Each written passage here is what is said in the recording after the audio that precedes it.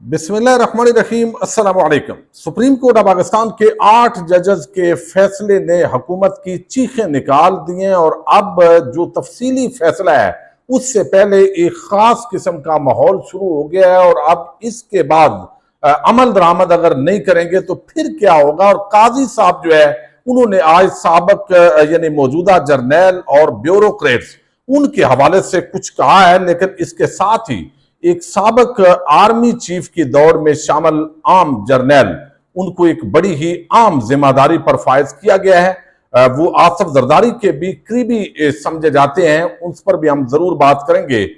इसके साथ ही core commander house Lahore हमला केस के अंदर भी आज एक पेशरफ सामने आई है, उस पर भी बात करेंगे। उम्मीद है आप वीडियो समाप्त करेंगे और अपने कीमती फीडबैक से जरूर आगाह करेंगे। अरशद नदीम, आपको इल्म है, छा गया और अब सब इनामात का ऐलान कर रहे हैं, बहुत अच्छी बात है। लेकिन वो मरियम नवाज जिनके बारे में ये दावा किया गया और खबर आई है कि उन्होंने मुलाकात से भी इनकार किया या मुलाकात का टाइम नहीं दिया, अब उन्होंने 10 करोड़ का ऐलान किया है, बहुत अच्छी बात है। अब और भी जो है वो बड़े बड़े दावे आ रहे हैं, लेकिन बात वही है कि जब उस नौजवान को जरूरत थी तो उस वक्त किसने क्या कंट्रीब्यूट किया है और किसने कान नहीं धरे। और एक साबिक जो अफसर हैं उनको आप इस तरह के ओहदों पर तैनात करते हैं और उसका जो रिजल्ट है वो गेम की तबाही होती है। एक क्रिकेट को लेकर ढंडोरा पीटा गया है, पाकिस्तान का कौमी खेल हॉकी है, उस हॉकी को तबाह किया गया। फुटबॉल जो है उसको आगे नहीं बढ़ने दिया गया। बाकी जो गेम्स हैं उनको बिल्कुल यानी सिर्फ तनख्वाह लेने के लिए हराम खोर किस्म के लोग वो अमूमन उनकी तैनाती होती है। सिफारशी वो इस मुल्क को जिस तरह पॉलिटिकल एलीट और बाकी ब्यूरोक्रेट और मुख्तलिफ मिल के जो तबकात हैं वो इस पाकिस्तानियों का खून नचोड़ रहे हैं, तो वो भी अपना अपना हिस्सा लेके ये बनाए होते हैं। और अब एक साबिक जर्नैल है, आर्मी चीफ की ये दौड़ के अंदर शामिल थे और जो गुजरांवाला कोर है उसकी वो कमान कर रहे थे।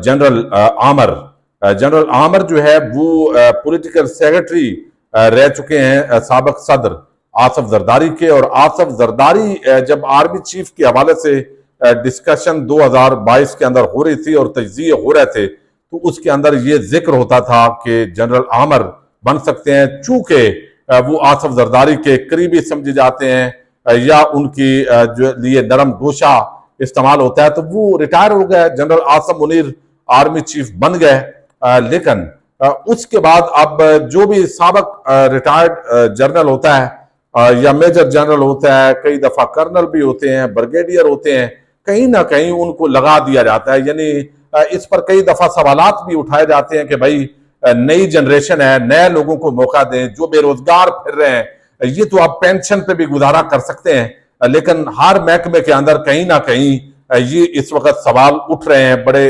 शद्दोमद के साथ कि साबिक खास तौर पर जो फौजी अफसरान है उनको तैनात किया जाता है और जिस इदारे में भी उनकी तैनाती होती है वहां की जो कारकर्दगी है वो भी कोई ऐसी मिसाली नहीं होती रिटायरमेंट के बाद कि बंदा कहे कि ये बहुत बड़ा उन्होंने कोई तीर मारा है। तो ये सवाल बहरहाल बहुत है। एक तरफ बेरोजगारी है, नई जनरेशन उसके लिए रोजगार के मौके नहीं है और रिटायर्ड होने वाले बहुत सारे ब्यूरोक्रेट्स जो सिविल या मिलिट्री उनके लिए दरवाजे खोल दिए जाते हैं और वो वहां पे कर रहे हैं। अब ये जो जनरल रिटायर मोहम्मद आमिर है इनकी जो तैनाती है ये मुत्तहिदा अरब अमारात में पाकिस्तान के नए सफीर के तौर पे की गई है। 3 ममालिक पाकिस्तान के लिए बड़े अहमियत के अमल है। वैसे तो मुख्तलिफ ममालिक के साथ ताल्लुकात होते ही हैं, लेकिन ये आप कह लें किचन रिलेशनशिप इसको आप कह सकते हैं। उसके अंदर भी अब पाकिस्तान का वो मकाम तो नहीं है। एक चाइना है, उसके साथ पाकिस्तान ने हर हाल में चलना होता है, एक सऊदी अरेबिया है और एक यूएई है। जब आम तैनातियां मुल्क में होती हैं तो उसके अंदर भी कहा जाता है कि इनका बड़ा रोल होता है। अमेरिका एक वो मफाद का रिश्ता है, पाकिस्तान की जरूरत है नो डाउट, लेकिन बहरहाल वो इस मामले से उनका अमल दखल कई दफा तो इनसे ज्यादा बढ़ जाता है। लेकिन बहरहाल अब यहाँ पे इनको सफीर तैनात किया गया और गुजरांवाला कोर के साबिक कमांडर ने 11 माह कबल आर्मी में मुलाजमत की मुद्दत मुकम्मल की। वो सैयद फैसल न्याज तिरमिजी की जगह ले रहे हैं, जिनका तबादला करके बेल्जियम और यूरोपीय यूनियन के सफीर के तौर पर तैनात किया गया है। मुराद अशरफ जंजुआ ब्राजील के सफीर का ओहदा संभाल लिया। फैसल अजीज न्यूजीलैंड में हाई कमिश्नर बन गए हैं। सलजूक तारड़ इंडोनेशिया में पाकिस्तान के सफीर होंगे। आमिर शौकत मिस्र में नया सफीर होंगे। साजिद इकबाल और अमीर खुरम राठौर ये मिस्र और इंडोनेशिया के सफीर होंगे। ये हैसियत से रिटायर्ड हो रहे हैं ये।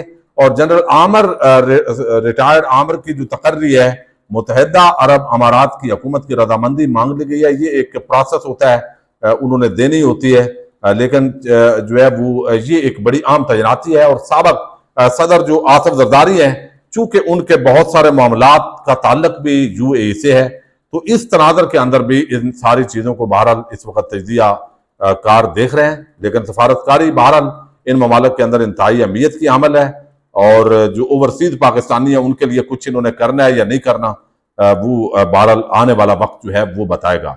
दूसरी तरफ आज कादी फायद ईसा साहब ने एक केस की समाअत की है।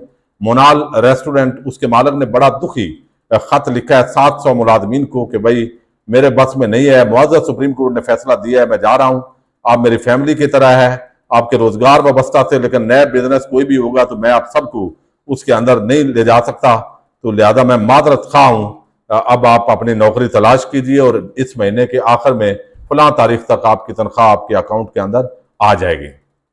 अब ये सारा उन्होंने दिया है, लेकिन ये पूरी जो जमीन है, पट्टी है, 2 गांव वो भी फौज लेना चाहती है।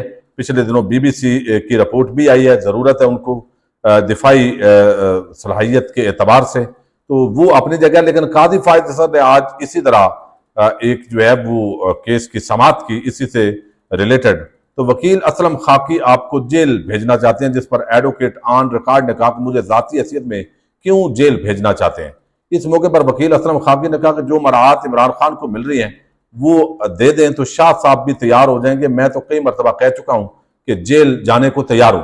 अच्छा, ये जो सरकारी टोला है ना, ये आजकल ये बड़ा प्रोपेगेंडा है। एक दरखास्त भी पिछले दिनों आई कि इमरान खान को जो सहूलियात हैं वो हमें भी सहूलियात दी जाए। भाई इमरान खान को तो कुछ भी सहूलियात नहीं है, यानी ये तो एक नॉर्मल उनके सिक्योरिटी के लिए इतना कुछ जरूरी है। साबिक वजीर आजम की हैसियत से सहूलतें अगर आपने मांगनी है तो नवाज शरीफ वाली मांगा करें, जरदारी वाली, मरियम नवाज वाली, जहां वीआईपी रूम किसी 5 स्टार होटल के अंदर जिस तरह आप रह रहे हैं, मुलाजम बाहर एम्बुलेंस खड़ी है, डॉक्टर्स खड़े हैं। यहां तो आप देखें ना, पीटीआई वाले उनका जो हाल हो रहा है, वो रो रो के पूछते हैं, अदालत कहती है इनका मेडिकल जाके कराओ, वो नहीं करवाया जाता। तो कादी साहब ने इस मौके पे एक चीज का एतराफ किया है, और वो ये उन्होंने कहा कि जर्नैलों और ब्यूरोक्रेट्स ने मुल्क का निजाम संभाल लिया है। अब ये बात नहीं तो नहीं है, आप चीफ जस्टिस हैं, बैठे हुए हैं, आपने जो कुछ पिछले 2 सालों के अंदर खास तौर पे चीफ जस्टिस बनने के बाद किया है, आपने किसके कहने पे किया है, क्यों किया है, बल्ले का निशान कैसे आपने छीन लिया है। अभी आपको जल्दी जो रिजर्व सीट्स हैं उसके तफसीली फैसले की आपको जल्दी क्यों है, और बाकी जो मामलात है तहरीके इंसाफ के या ह्यूमन राइट्स की वायोलेशन हो रही है, लोगों के घरों के अंदर हमले होते हैं, उनको उठाया जाता है, कोई जुर्म नहीं होता, बताया नहीं जाता, कोर्ट ऑफ लॉ के सामने गायब कर दिया जाता है, तो वो आप देख रहे हैं, मैनेज और आम लोग भी हैं। तो आपकी ये खामोशी, फिर कागजात नामजदगी छीने गए इलेक्शन से पहले, इलेक्शन के बाद एक फार्म 47 की हुकूमत कायम की गई। ये सारे जो जुर्मों की लिस्ट है, इसके अंदर कहीं ना कहीं कादी साहब जो है इसका इन डायरेक्ट या डायरेक्ट हिस्सा है। आप आंखें बंद करके अभी भी आप कह रहे हैं, और ये सिर्फ जुमला बोल देने से आप जो है वो यानी आपका किरदार है, अगर आप कह रहे हैं कि जर्नैल और ब्यूरोक्रेट्स चला रहे हैं, तो आप चीफ जस्टिस ऑफ पाकिस्तान है, आइन पूछें, कमेटी के अंदर मामला लाएं, आइन के तहत आप उनको बुला सकते हैं। आर्टिकल 184(3) के तहत आप जजेस की कमेटी है, पहले अकेला था, चलें 3 जजेस हैं, आप एक्शन लें इस पे। यानी सिर्फ आप भी बातें सुना के तो ये चीज जो है वो कर दी जाती है। अब 8 जजेस के असल में जो फैसला है, उसने पूरा जो प्लान है वो चौपट किया हुआ है। अब तफसीली जो फैसला है उसने जो कार ढाना है, उससे पहले ये एक प्रोपेगेंडा जो है वो शुरू है।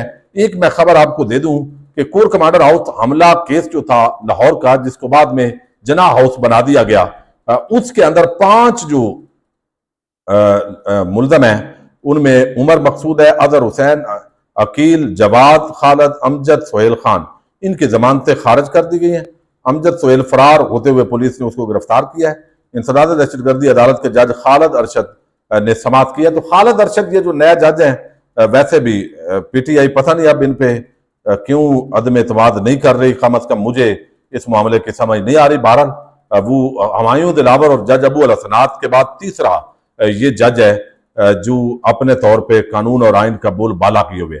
अब ये जो चीखो पुकार है ये बहुत बढ़ गई है। इनको लगता है कि जब तफसीली फैसला आएगा तो इलेक्शन कमीशन के कान पकड़वाएंगे, फिर उनको पूछा जाएगा, बताया जाएगा कि कहां उनकी मिसकंडक्ट है, कहां उन्होंने आइन कानून को पामाल करके पाकिस्तानी कौम के खिलाफ जंग लड़ी है। ये तवक्को है, चूंकि वोट सही तरीके से ना करना, धांधली करना, ये पाकिस्तानी कौम के खिलाफ जंग है और ये जंग की गई है।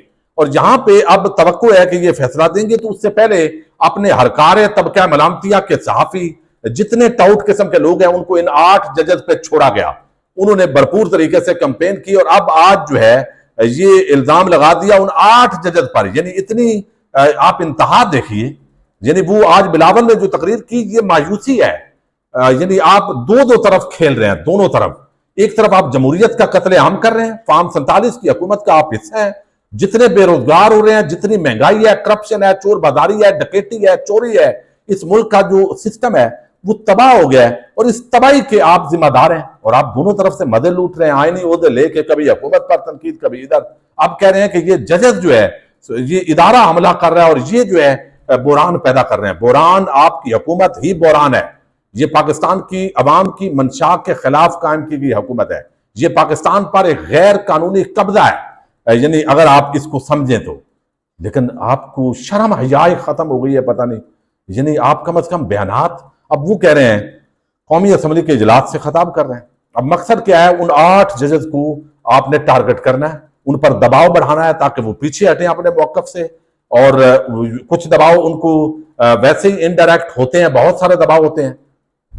यानी अब यहां पे वो कहते हैं पार्लिमान में मुदाखलत पर उन्होंने तरकीद की। उन्होंने कहा कि यह मुदाखलत जमहूरी अमल को मुतासर करती है और अवामी नुमाइंदों के किरदार को महदूद करती है। कौन से अवामी नुमाइंदे भाई?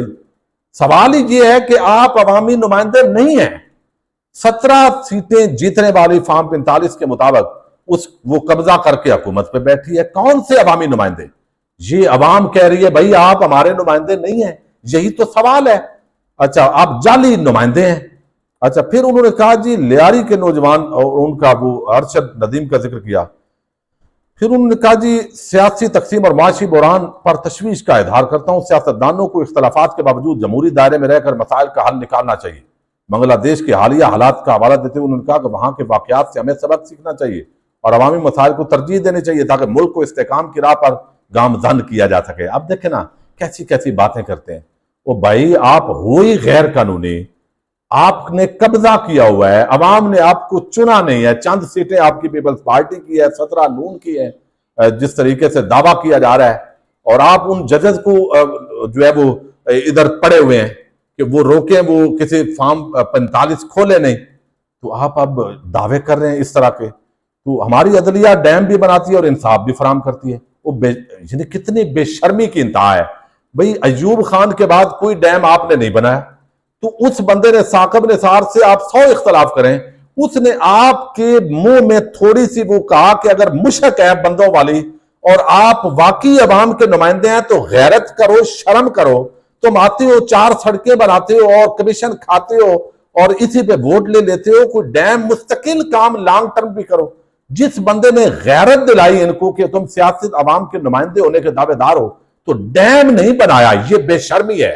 पिछले 50 सालों के अंदर, यानी अयूब खान के बाद 60 सालों में कोई डैम नहीं बनाया और उस पे शर्मिंदा होने के बजाय कुछ थोड़ी सी यानी गैरत खाने के बजाय उस जज पे तनकीद हो रही है इस नुक्ते पे कि वो कह रहा है देखो डैम बनाने का वो कर रहा है। तुम बेशर्मो, तुमने यानी मैं अब क्या कहूं, मादरत चाहता हूं, ये भी गैर पार्लिमानी लफ्ज है। यानी बंदा पाकिस्तानी के, यानी आपने गैरत खाई है। उसके बाद कोई डैम आपने एक भी शुरू किया है और जो शुरू किए हुए हैं उसको आपने कहां तक पहुंचा दिया है? या तो वो उस जज ने गैरत दिलाई आपको, लेकिन आपको नहीं आई, आपने उल्टा उस पर तनकीद जो है वो शुरू कर दी है। तो अब वो कहते हैं कि ये जो है वो आइन और कानून में कोई गुंजाइश नहीं, पीटीआई में सीटें ऐसी बांटेगी जैसे टाफियां बांटी जाती हैं।